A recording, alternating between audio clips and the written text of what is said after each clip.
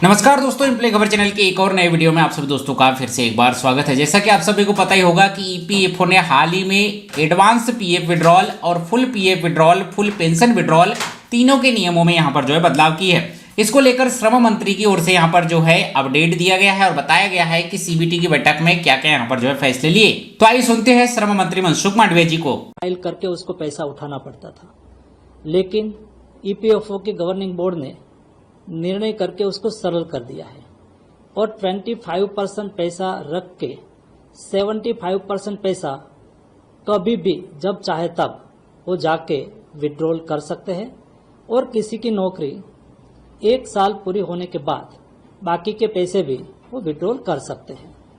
दूसरा निर्णय करा गया है कि किसी की नौकरी छूट जाए तो व्यक्ति एम्प्लॉइज 2 महीने में अपना पैसा विड्रॉल कर सकते थे, लेकिन ये प्रावधान बढ़ा के हमने 1 साल तक विड्रॉल करने के लिए तय करा है। ये निर्णय लेने का उद्देश्य ये था कि किसी की नौकरी छूट जाती है तो 75% पैसा तो तभी भी कभी भी वो उठा सकते हैं, लेकिन बाकी बचा 25% पैसा 1 साल तक जमा रखने का उद्देश्य ये है कि कई बार 2 महीने के बाद तीसरे महीने उसको नौकरी दूसरी जगह पे लग गई, लेकिन उन्होंने अपना पैसा सारा उठा लिया, तो ये नौकरी कंटिन्यूस नहीं मानी जाती है। कई बार उन्होंने दूसरी नौकरी उसको 3 महीने के बाद मिली है, वो 7 महीने तक रही, फिर उन्होंने 7 महीने का पीएफ उठा लिया, विड्रॉल कर लिया, तो उसको वहां ही नौकरी ब्रेक हो जाती है, उसकी कंटिन्यूटी नहीं बनती है। कंटिन्यूटी बनना इसलिए आवश्यक है कि आपकी नौकरी 10 साल तक रहती है तो आप पेंशन पात्र हो जाते हैं। हमने 25% पैसा लाभार्थी के अकाउंट में 1 साल जमा रखने का निर्णय इसलिए करा कि 1 साल में दूसरी जगह पे उसकी कोई न कोई जगह पे नौकरी लग जाए तो ये नौकरी की कंटिन्यूटी बन जाएगी और अपनी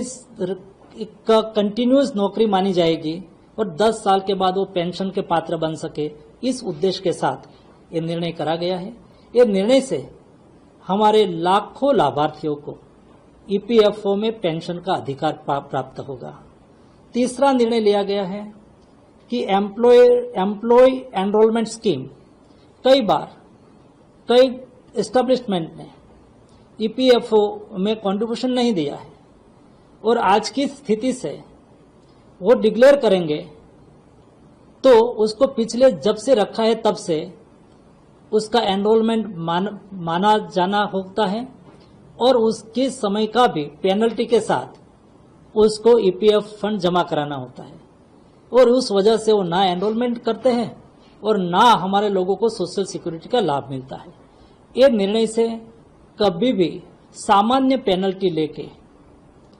एनरोलमेंट करा जाएगा और इस स्कीम का लाभ से कोई एनरोलमेंट कर देंगे और ईपीएफओ कंट्रीब्यूशन चालू कर देंगे तो उसको एक नॉमिनल पेनल्टी ही ली जाएगी। उससे फायदा यह होगा कि हमारे ईपीएफओ लाभार्थी की संख्या बढ़ेगी, हमारे एम्प्लॉइज की सोशल सिक्योरिटी बढ़ेगी और अंतोगत्वा सरकार की सोशल सिक्योरिटी का लाभ हमारा ज़्यादा से ज़्यादा लाभार्थी उठा सके, ये उद्देश्य के साथ हमने निर्णय करा है। चौथा निर्णय हमने करा है कि कई हमारे लाभार्थी ईपीएफओ के गांव में रहते हैं, दूर सुदूर रहते हैं और उसको अपना जीवन प्रमाण पत्र लेने के लिए ऑफिस तक आना पड़ता है। कई डिस्ट्रिक्ट में ऑफिस होती भी है, कई डिस्ट्रिक्ट में ऑफिस ना भी होती है। ऐसी स्थिति में हमने पोस्ट ऑफिस से एमओयू करा है, पोस्टल बैंक से एमओयू करा है और हमारे पोस्ट ऑफिस के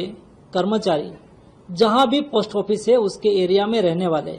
ऐसे वृद्धजन का अपने घर पे जाके ऑथेंटिकेट करके उसको जीवन प्रमाण पत्र दे देंगे। उससे हमारे वृद्ध और दूर सुदूर ग्रामीण में रहने वाले ईपीएफओ लाभार्थी को फायदा होगा। कुल मिला के ये 4 प्रावधान से हमारे ईपीएफओ लाभार्थी का जीवन सरल बनेगा, उसके जीवन की सुविधा होगी, उसकी अच्छी बचत होगी, अच्छा इंटरेस्ट मिलेगा उसको डे टू डे अपना ही पैसा, अपने से अपनी सैलरी से कटा हुआ पैसा विड्रॉवल के लिए जो बार बार अलग अलग विधा से अलग अलग फॉर्म भरना पड़ता था, उससे मुक्ति मिलेगी और आसानी से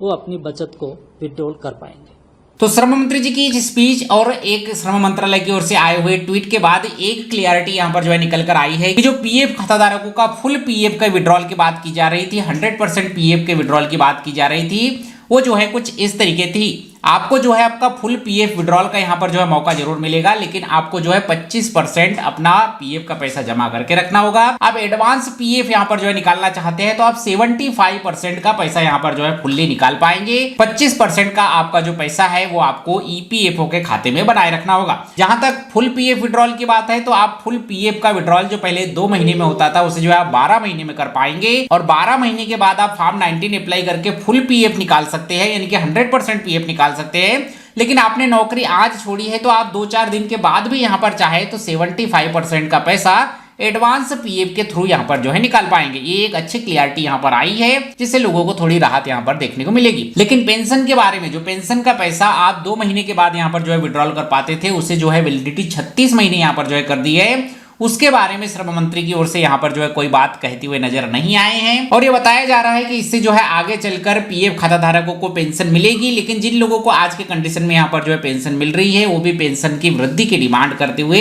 10 सालों से श्रम मंत्रालय से मिलते हुए नजर आ रहे हैं। तो पेंशन पर जो है कोई क्लियरिटी निकल कर नहीं आई है कि क्या पेंशन के पैसे का भी एडवांस पैसा यहाँ पर जो है निकाला जा सकेगा या पेंशन के पैसे से कोई एडवांस निकासी नहीं होगी। लेकिन पेंशन के पैसे पर श्रम मंत्री की ओर से कोई सफाई यहाँ पर जो है दिखती हुई नजर नहीं आई। पेंशन का पैसा जो आप 2 महीने के बाद फुल विड्रॉल कर पाते थे